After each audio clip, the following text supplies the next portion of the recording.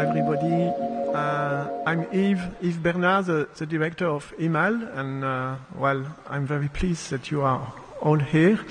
Yes, let's slowly start, otherwise we will drift too much. We have the program is quite dense for these 2 days. First, a few words about Connecting Cities. Connecting Cities is a European project. It's also a worldwide expanding network aiming to build up a connected infrastructure of media facades, urban screens, and projection sites to circulate artistic and social content. The Connecting Cities network is also pursuing an artistic research program that combines workshops and conferences with the production of interactive artworks which are presented every year during the Connecting Cities events. So the next Connecting Cities event will start in August up to probably end of October and will be distributed in all the cities, all the partners across Europe, and then we will have another one in 2015. The initiator of the project is Public Art Lab in Berlin, and the main partners are Ars Electronica, FACT in Liverpool, Media Lab Prado in Madrid, iMAL in Brussels, mCult in Helsinki. There is also Riga 2014 and Video Spreads Marseille. And there is a whole network of partners in Brazil, in Montreal, in China, and it's expanding a lot. Okay, let's come back to our topic for these 2 days. So, after Hall in Space by Galloway and Rabinowitz in 1980. I suppose most of you remember that. After Christoph Wodisko urban projection in the 80s, after the relational architecture project by Raphael Lozano-Hammer end of the 90s, after Max Shepard's Sentient Survival Kit, and around 2008, and after Sander Venov, we are in MoMA in 2010. Where are we going? What's next? And what do we do with all this technology we have now? LED screens, media facade, video projectors, ubiquitous computing, augmented reality, locative media, Internet of Things, mobile device, smartphones, etc., etc. But I think the important question that we want to study these days, what are the new forms of urban media art engaging people in meaningful ways, connecting them through rich participatory experiences with a critical and creative attitude toward our technological world. So we decided to set up this symposium, more or less it's half of the Connecting City project, to explore this question with our panel of speakers, which are both artists and theorists. And we want to explore this question with you, the audience. So after every lecture, there is a short debate, there is a mobile mic, and you can ask questions. And we want also to discuss that with our Urban Media Lab masterclass participants. So we have selected 12 participants coming from all over Europe, some even from Korea, which will work all together the whole week with the different coach of the masterclass, Ali Momeni, for instance, to explore next ideas, maybe to be presented in the next Connecting Cities events. And we hope these 2 days will give a better overview of what's going on in the field, open new horizons for all of us, and stimulate everybody and all participants for follow-up of Connecting Cities.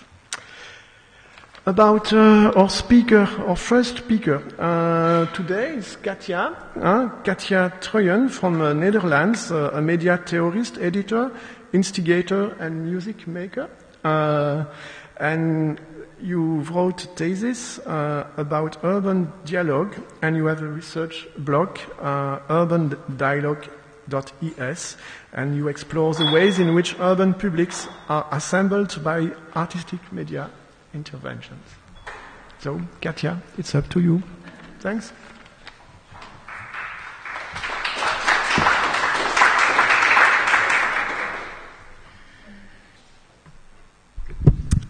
So thank you very much for your introduction.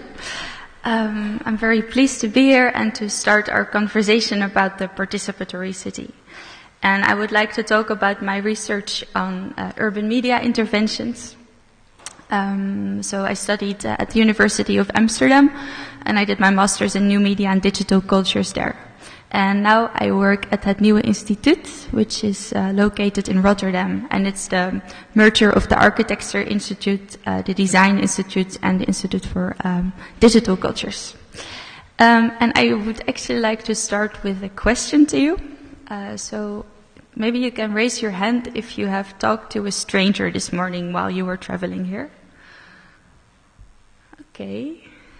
That's a few people. I would like to talk about the city as this space that is full of strangers, actually, and that may form urban publics. And I would like to start with an example. We make a short trip to Guimarães in Portugal. And this is a square there, and people are gathering in groups, and it's already getting dark. And a guide is welcoming the participants in these groups.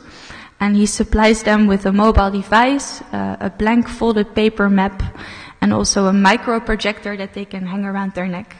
And they start to walk through the city, and they hear stories about the future of the city of Guimarães. So these are science fictions of what the city can be, and they're both sometimes dystopian or utopian visions. And at certain locations, the guide asks them to stop and to narrate their own futures of the city. And as they begin to speak, they hold these maps in front of them. And sort of magically, a series of glowing lines appear on the maps. And they form a drawing of these scenarios that the participants describe. And actually, there is an illustrator at the other side of the city. And he continuously eavesdrops the participants via a microphone that the guide is secretly carrying. So he's listening to these stories that these people tell, and he's drawing them, and they are projected in real time on the paper maps. And at the end of the walk, the groups, they gather in a theater, and they discuss the drawings that are now projected as one large image. And along this dialogue about the future of the city, they somehow have to come to an agreement, and otherwise they have to agree to disagree. So this is, I think, a good example of what we consider to be an urban media intervention. So these artistic practices that assemble new publics of strangers by this use of media technologies in creative and critical ways. And they allow for urban dialogues to emerge. So publics that address public issues with the city as a common ground. And always they implicitly or explicitly question the reality of the city of today. So they question urban life or architecture and social roles and ecologies. And they make things public, but they create new publics as well. So my question for my research was, how do these urban media interventions actually allow for these urban dialogues to emerge? So what are the urban conditions, and what kind of challenges are they confronted with? So in order to answer this question, I would like to take a closer look at a few concepts from different fields of study. So both from art theory, but also media studies and urban sociology. Because these interventions, they're quite interdisciplinary, and you can cross them as activistic practices or art practices and media installations. And I will start to look at the notion of urban publics, so how do they emerge and where? And then I will take a closer look at models of actions, so ways to intervene in the city, and also the challenges that these interventions are confronted with. And then I will conclude with a few examples, some best practices of urban media interventions. And along the way, we will visit a couple of cities, and I would like to start in the city where I live, which is Amsterdam. And when I was a student, I was also a tower guide in Amsterdam. So I climbed a couple of church towers, and I always brought visitors up. And from the top of the viewpoint, we were always discussing the city, and we compared it to other cities as well, while we are looking at these chaotic migrations that we saw down below, and all this sort of complex choreography. And I think urban life has become the norm now for most of the world inhabitants. So since 2010, it's more than half the world population who actually lives in cities, and this number continues to grow. And cities have always been spaces of friction because people encounter each other on the streets, and you have to negotiate with one another, and you have all these different backgrounds and values. And according to anthropologist David Harvey, like bridging these multiple heterogeneities without repressing all these differences, that's one of the biggest urban challenges of today. And what makes cities really different from towns and suburbs is not that they're simply larger or denser, but as Jane Jacobs already stated in the 60s about New York, is that cities are full of strangers. So it's impossible to know all the names of your fellow city dwellers. So a little bit earlier, in the beginning of the 20th century, sociologist Simmel adopted this figure of the stranger, actually to explain this quite contradictory experience of what it means to interact with people that are physically close to you, but they're quite distant from you in a social sense, maybe. And actually this distance might also be necessary because, if you want to walk the street without feeling obliged to talk to everyone, and not every one of you have been doing that this morning, that's a necessary attitude, maybe. But still, a sense of community can come into being in a city because of these everyday interactions.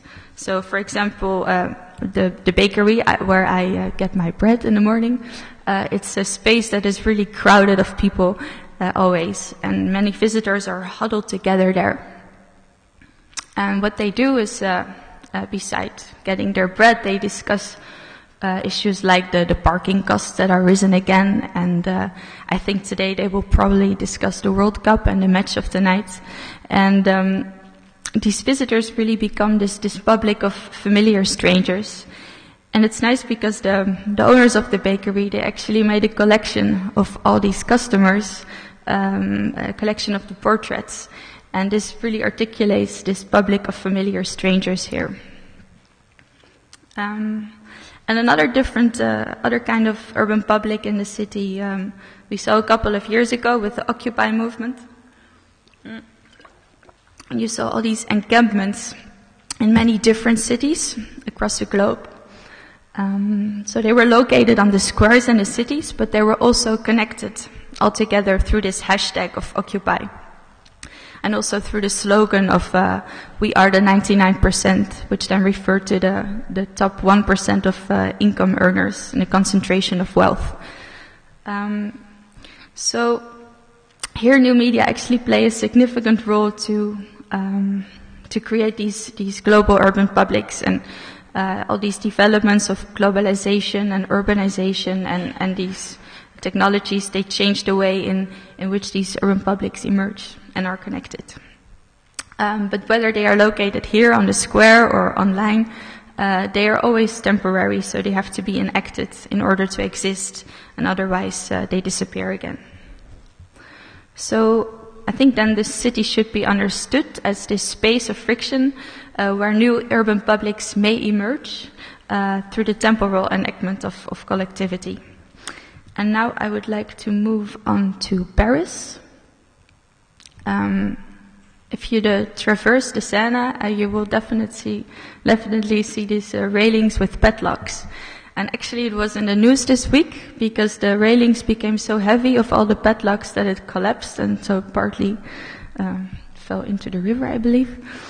But that has really become this global phenomenon in the past few years. So everywhere in the world, in cities, on these bridges, lovers, they write their names on the padlocks and they attach them to the railings, and then they lock them and throw away the key in the river. And many series of photographs of these bridges can be found online, and they spread, and together they form this global network of all of these bridges. And it's interesting that these tiny objects, they really mediate this network of people, but also the lovers, but also the street vendors that are located there and are selling these objects. And then the tourists, of course, that are taking photographs. And when you apply this idea of all these networks of objects and people to the city, you can speak of the city as this multiplicity of urban assemblages that are constantly transforming because the relations are changing as well. So since the 90s, I think wireless networks and digital technologies, they've really shaped the way in which cities are organized. And our environment has become more and more driven by software. Of course, CCTV is everywhere. And it really transforms, for example, this square into a monitored space. And but also when you travel with public transport, with your RFID chip card, and when you enter shops or offices, it's full of software. And Rob Kitchen and Martin Dutch have understood these spaces conceptualized these spaces as code spaces that sort of lead to this age of everywhere that is driven by software. And this becomes really tangible when we look at the smartphones that we carry around every day, and we use them to navigate, for example, through Brussels, or we participate in the social networks. And some argue that this physical public space has sort of transformed in it merely a transitional space where that really functions as a backdrop for all these digital interactions. And then mobile devices, you can sort of grasp them as territory devices because people are sort of immersed in these telecocoons. So at the same time, these devices also emphasize a kind of digital divide because not everyone has access in terms of knowledge, or they don't have access to these digital networks. And then they operate, you may say, as dividing devices because they prevent urban publics of physical proximity to happen as well, because people are immersed in their telecocoons. And I think that new connections should be made that really address the city as this space of strangers, familiar and unfamiliar strangers. And these publics should be accessible, so people should be able to participate. And then the question is how media technologies can be deployed not to function as dividing, but as assembling devices that allow for urban dialogues to emerge. This is another city in St. Louis. And when you walk the Laumeyer Sculpture Park there, you might stumble upon this security signature. And it's attached to a tree, and it says this area is under 23-hour video and audio surveillance. And you might think it's a spelling mistake because, of course, it should read 24 hours. Or maybe it has to do with the cutbacks of the municipality, or probably the people that are monitoring the space. They have a lunch break somewhere during the day. But actually it's an intervention by Ahmed Oud, and he took this standard security signature and he altered just one character, the number 4, so that it would read 23-hour surveillance. And then someone walked across the signature, and he or she made a photo, and she posted it on a blog, on Phil blog, on the website. And actually it got many comments, and people were really discussing how this signature may have come to be there, and they were discussing these surveillance cameras that were normally taken for granted.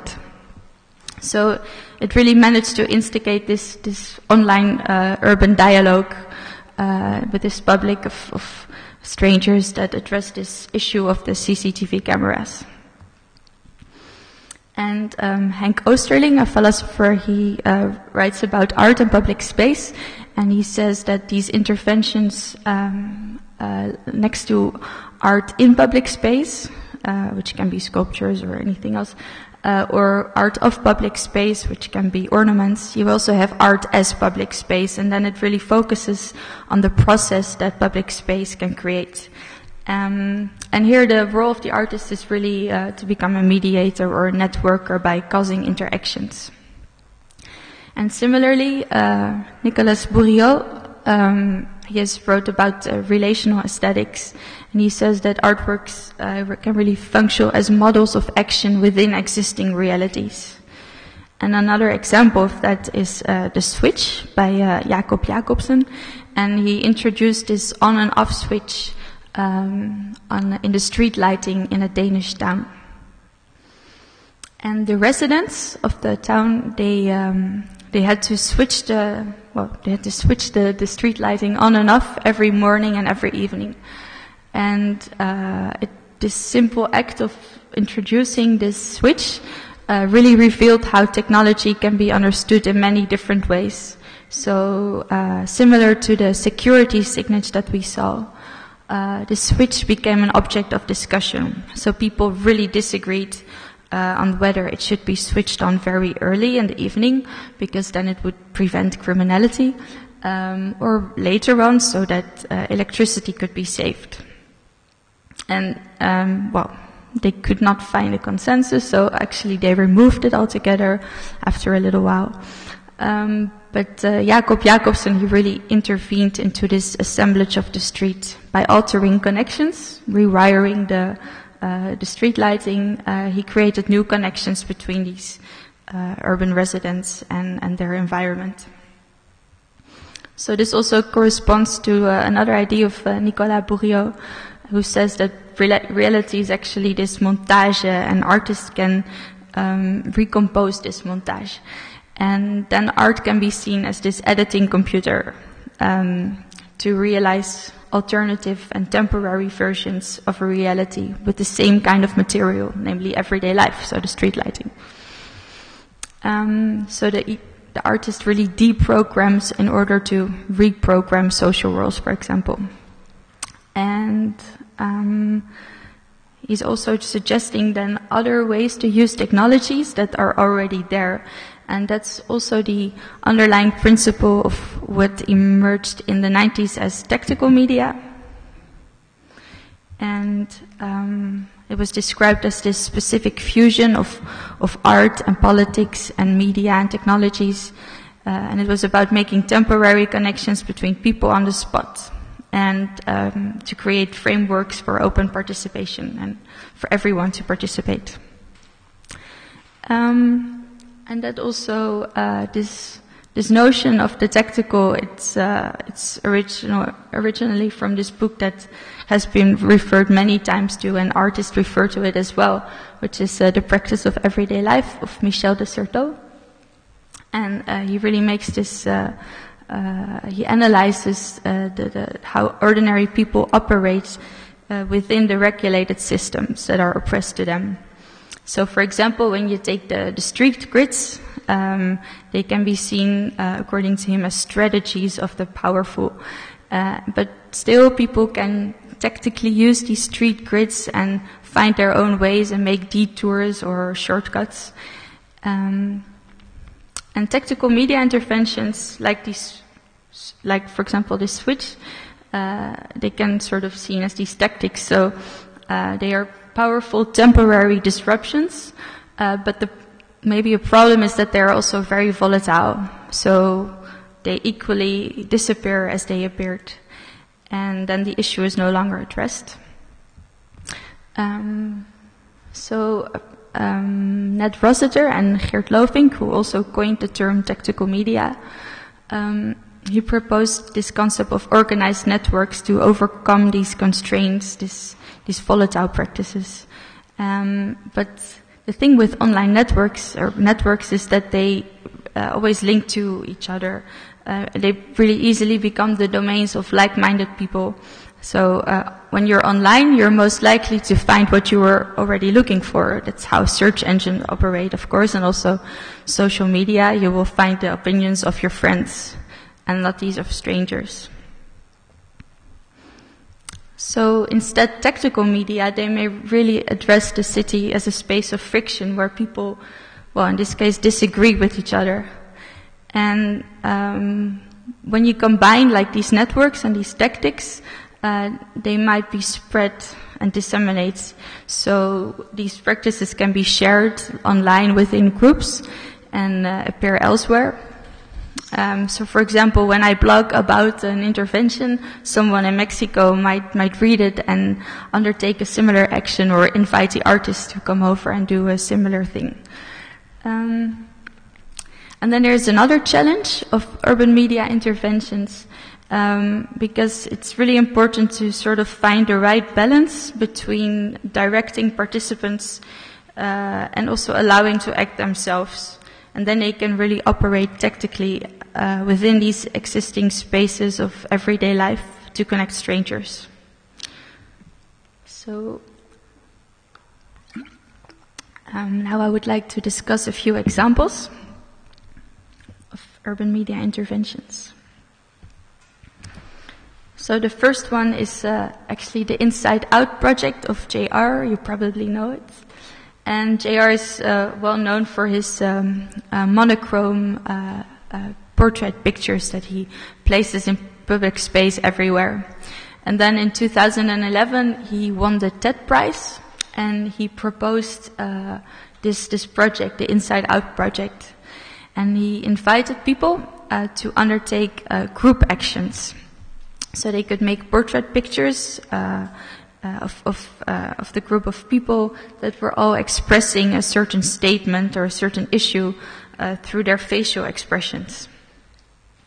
And then they could upload these pictures at the website of the Inside Out project. And then the artist, JR, would actually print them and send them back to them. And they could start this exhibition in public space. So this project is used for political activism a lot. In many countries, it has been used to address issues like violence and human rights.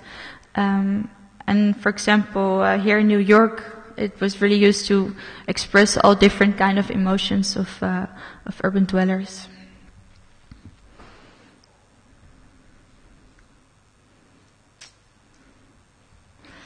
And what the artist actually did was simply to introduce this set of rules, these rules of a group action and this black and white portrait pictures. And it really created this framework that could be used for many purposes. And it was quite successful also because of the format of the photos, which is really a language that is universally understood and that everyone is sort of able to speak.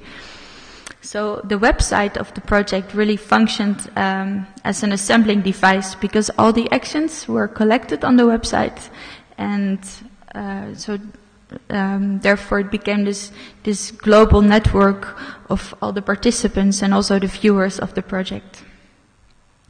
And also the medium of the camera was really used as an assembling device, and so it created a lot of urban publics at different scales. So on the spot there, but also in a global sense.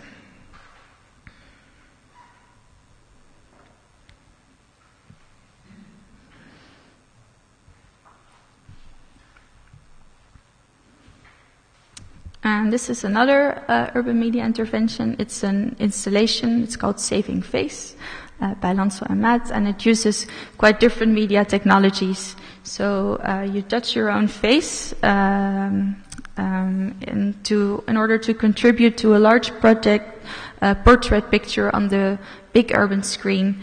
And the installation really merges these pictures, and sort of networked identity emerges then of all the contributors of the square. And it can be really used as this playful tool, but it's also can be understood as a critical reflection upon today's surveillance technologies and these online networks that capture and store our personal data without noticing it.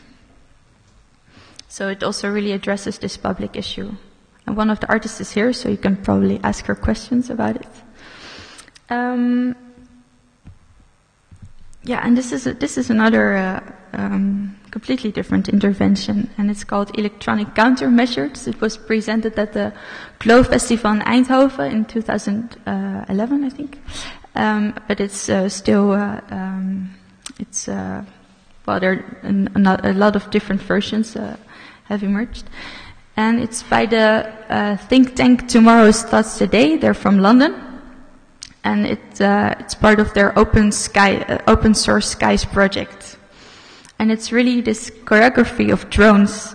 And visitors could interact with them by calling them, by dialing a number, and then they would approach.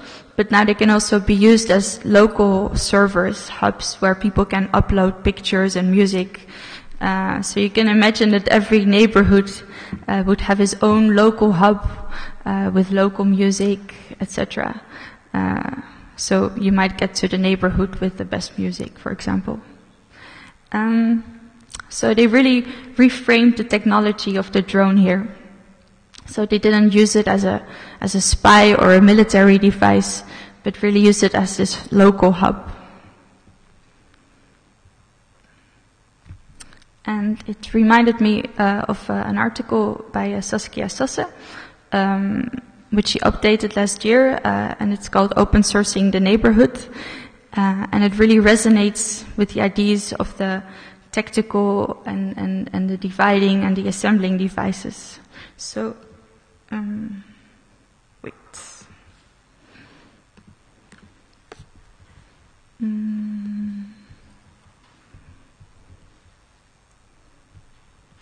Well, I will just read it to you.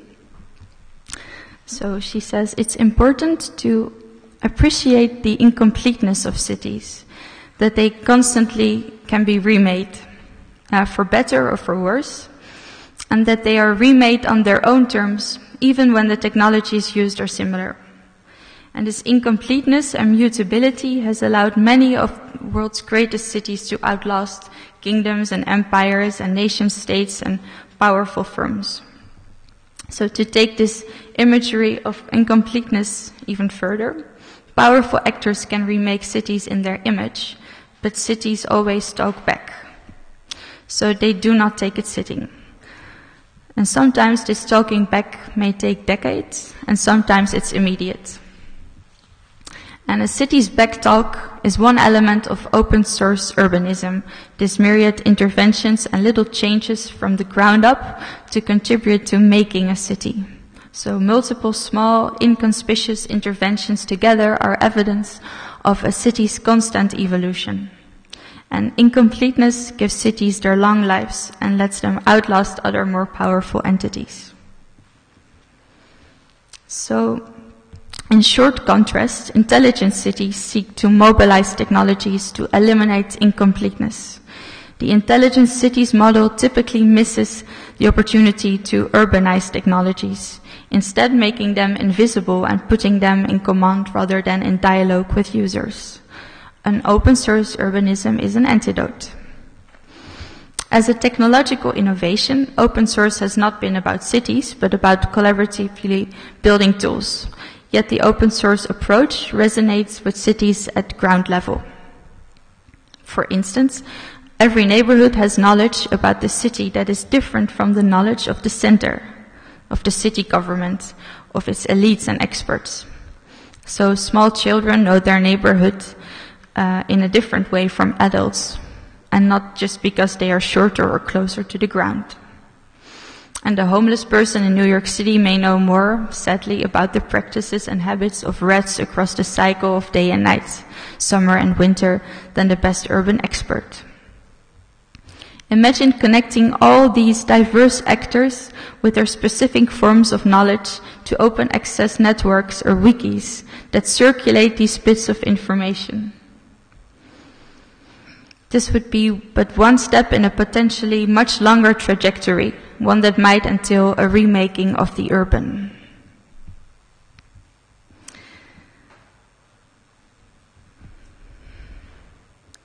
And I like to end with the urban media intervention that I started with. So it's actually called Give Me Back My Broken Night, by Circumstance and uninvited guests. And the interesting thing is that it's both very consciously directed, but it's also very open and participative. So by guiding these groups through the city of the future actually, they really offered a framework to imagine the future yourself. So it's a poetic experience, and at the same time it's this really hands-on dialogue about the city of tomorrow. And all these interventions that I mentioned, they kind of script participants to engage with it, and they address these publics as a very specific urban public. So in this case, they're addressed as fake urban planners. And for example, the example of Saving Face, the urban installation, it really addresses the people of, like the public of that particular square. Or the Inside Out project, it really addresses the public as a public that shares this issue or statement that they really want to express.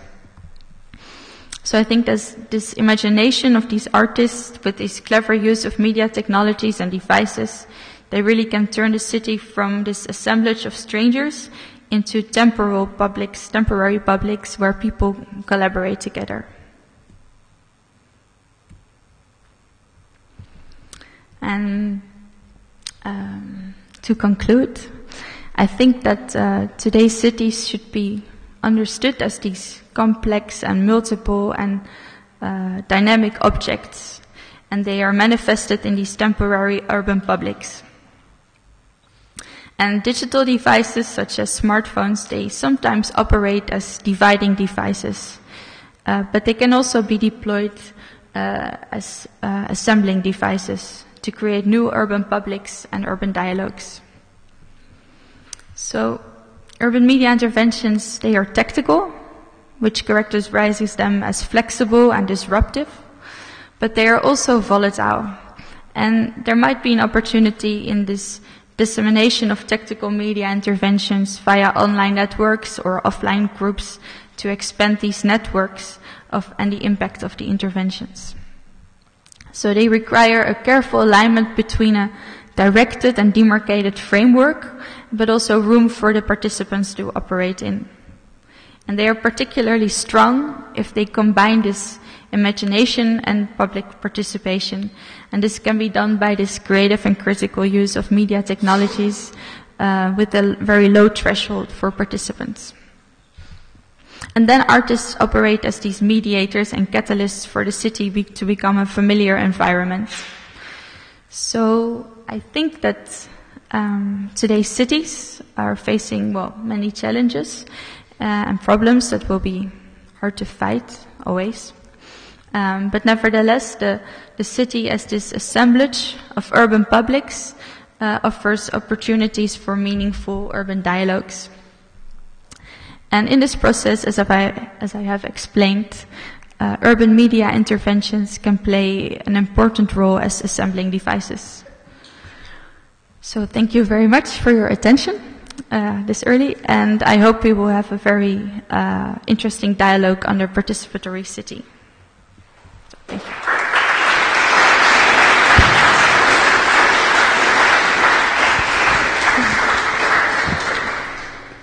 Thanks a lot, Katya. Is there any question? Someone who would like to comment, say something?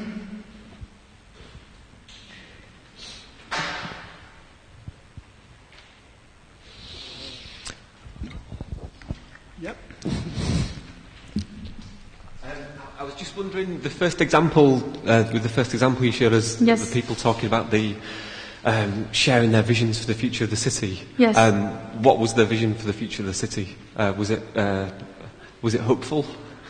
There were actually. Well, we can take, if you like, we can take a look at some of the drawings actually, and it was very different. So I don't think they really came to a sort of consensus about what it would be. But for example, some people thought we would be actually flying to Mars in the future. So I really wonder what would be left of the city then. And I heard that a lot of people were actually talking about a lot of trees and dogs and familiar environments, but also particular architecture that would allow a lot of interaction to happen. Yeah. So, is that hopeful? I don't know. Hiya. I was wondering what role memes play in this world. The spread of memes as a way of getting people to group together. Just a kind of open question. I wonder if you looked at that. You mean also that people would sort of copy and paste all these practices, or? Yeah, exactly. I think a lot of the earlier projects you showed would now be considered memes in the sense that they spread kind of without any guidance or system, just through a network because of that structure. And I was wondering if that's a new thing that needs to be considered in this world of sort of network. Yeah, definitely. But it's funny because in these examples it was not really forced to become these memes. It sort of accidentally happened. But I think it's something that would be very interesting to take into consideration, how these may become like disseminated and become these memes. Yeah. Anyone else? I think you briefly mentioned that you worked as a tour guide in Amsterdam. Is that so? Was there any kind of I think you probably mentioned it, but I want to hear more about the insight that you had from like the different part of people who were visiting different part of the world, and how that affected your research and work as well. Well, as I mentioned, there were so many different people that were coming there, and already this group, because we were always allowed to take only 6 people up, which is an interesting number somehow, because people they are forced to talk with each other because they're only with 6, and sometimes it was a little bit onwennig, what's the word? Because they had this common ground of being in Amsterdam, they really start to talk about these different views of the city. So they really, and me too, learned a lot of these practices. Have you shared any kind of your personal intake of the city, like the impression of the city with them, like a sort of almost like a kind of insiders like knowledge of the city, or is it like a kind of more formal, like a tour guide? I shared also the places that are particularly liked, of course. And I mean, I think Amsterdam is all cities have their particularities, and Amsterdam is really partly turning in this sort of museum kind of city where everything is really, where you walk through all these canals that are like a museum. I was just thinking because yesterday I arrived here in Brussels, and what I really like about Brussels is that all these neighborhoods are sort of intertwined. So before you know it, you're in a completely different environment without noticing it. So there are a lot of stories to be told.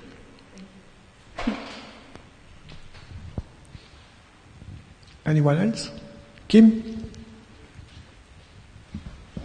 Thank you very much. It was very interesting. Just a question about the difference between tactics and strategy, because yes. I think there's something important in that difference. Could you remind us the difference? Thank you. Yeah, I mentioned it actually really fast.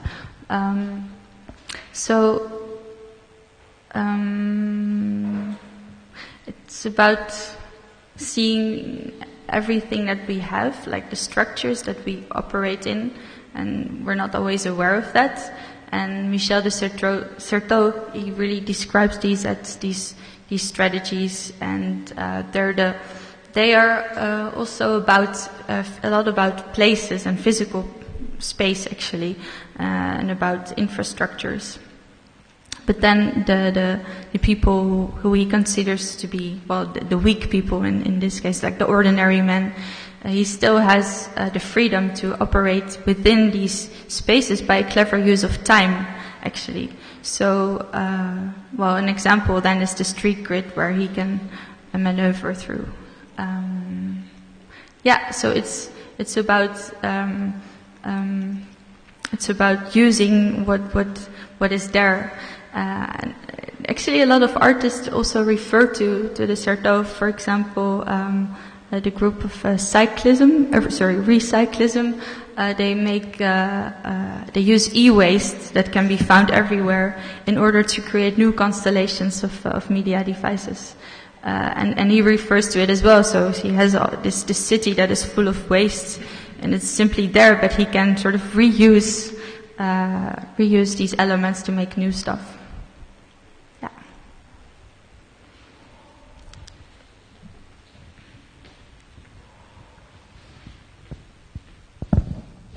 I have the impression that most of those projects connect strangers very temporarily. Yes. There is an event and people are connected there, and then they leave the event and it's over. Are there some projects that take into account the idea that maybe we keep those people connected, or it's just not the scope? Yeah. Or? I think the Inside Out project is an interesting example, actually, because it really became also this archive of all these projects and all these issues. So when I take a look at the archive, I can still look. It's almost this archive of news and of all these things that happened there, and I can look into it and learn from all these projects that happened there, and So I think it's interesting to think about how we memorize and document these interventions. Anyone else? So, thanks a lot, Katya. Thank you. So we make just a 3 minutes short break, just the time for our next speaker to set up, and Yannick Antoine will introduce our next speaker. So just 3 minutes break. Thanks a lot.